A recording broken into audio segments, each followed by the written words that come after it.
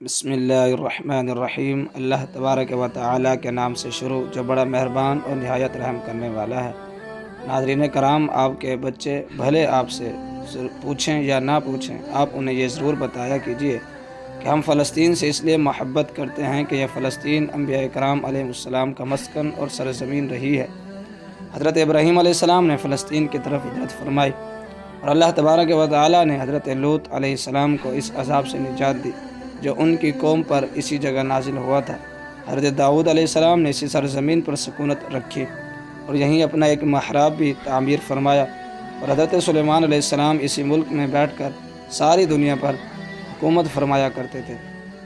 اور چیونٹی کا وہ مشہور قصہ جس میں ایک چیونٹی نے اپنے باقی ساتھیوں سے کہا تھا، اے چیونٹیوں، اپنی بلوں میں گھس جاؤ، یہی اس ملک میں واقع اسقلان شہر کی ایک وادی میں پیش آیا تھا جس کا نام بعد میں وادی نمل یعنی کہ چیونٹیوں کی وادی رکھ دیا گیا تھا۔ اور حضرت زکریہ علیہ السلام کا محراب بھی اسی شہر میں ہے۔ حضرت موسیٰ علیہ السلام نے اسی ملک کے بارے میں اپنے ساتھیوں سے کہا تھا کہ اس مقدس شہر میں داخل ہو جاؤ۔ انہوں نے اس شہر کو مقدس، اس شہر کے شرک سے پاک ہونے اور انبیاء کرام علیہ السلام کا مسکن ہونے کی وجہ سے کہا تھا۔ اس شہر میں کئی معجزات واقعات ظاہر ہوئے، جن میں ایک کنواری بی بی حضرت مریم رضی اللہ عنہا کے بطن سے حضرت عیسیٰ علیہ السلام کی ولادت مبارک ہوئی۔ حضرت عیسیٰ علیہ السلام کو جب ان کی قوم نے قتل کرنا چاہا تو اللہ تبارک و تعالیٰ نے انہیں اسی شہر سے آسمان پر اٹھا لیا تھا۔ اور ولادت کے بعد جب عورت اپنی جسمانی کمزوری کی انتہا پر ہوتی ہے، ایسی حالت میں بی بی مریم کا کھجور کے تنے کو ہلا دینا بھی ایک معجزہ الہی تھا۔ اور قیامت کی علامت میں سے ایک حضرت عیسیٰ علیہ السلام کا زمین پر واپس تشریف لانا اسی شہر کے مقام سفید مینار کے پاس ہوگا، اور اسی شہر کے ہی مقام باب الد پر حضرت عیسیٰ علیہ السلام دجال کو قتل فرمائیں گے، اور فلسطین ہی ارض محشر ہے۔ اسی شہر سے ہی یاجوج اور ماجوج کا زمین میں قتال اور فساد کا کام شروع ہوگا۔ اسی شہر میں وقوف وزیر ہونے والے قصوں میں سے ایک قصہ طالوت اور جالوت کا بھی ہے۔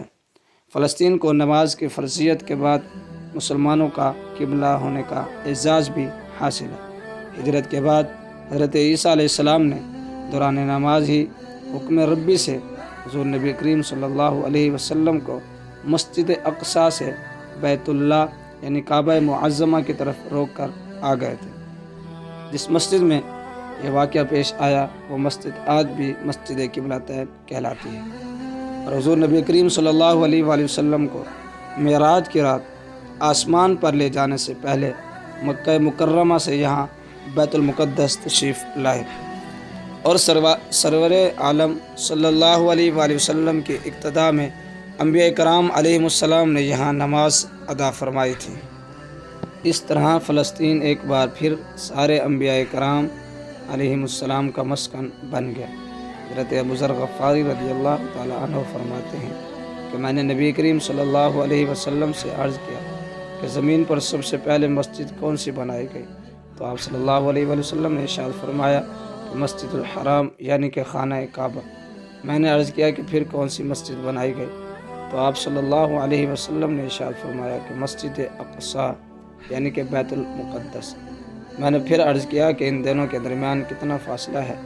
آپ صلی اللہ علیہ وسلم نے ارشاد فرمایا کہ 40 برس کا، اور تو جہاں بھی نماز کا وقت پا لے وہیں نماز ادا کر، بس وہ مسجد ہی ہے۔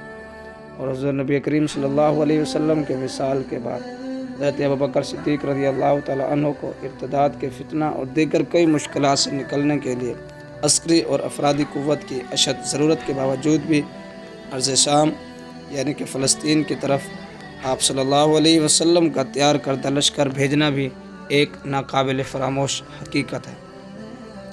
اور اسلام کے سنہری دور فاروقی میں دنیا بھر کی فتوحات کو چھوڑ کر محض فلسطین کی فتح کے لیے خود حضرت عمر فاروق رضی اللہ تعالی عنہ کا چل کر جانا اور یہاں پر جا کر نماز ادا کرنا اس شہر کی عظمت کو اجاگر کرتا ہے۔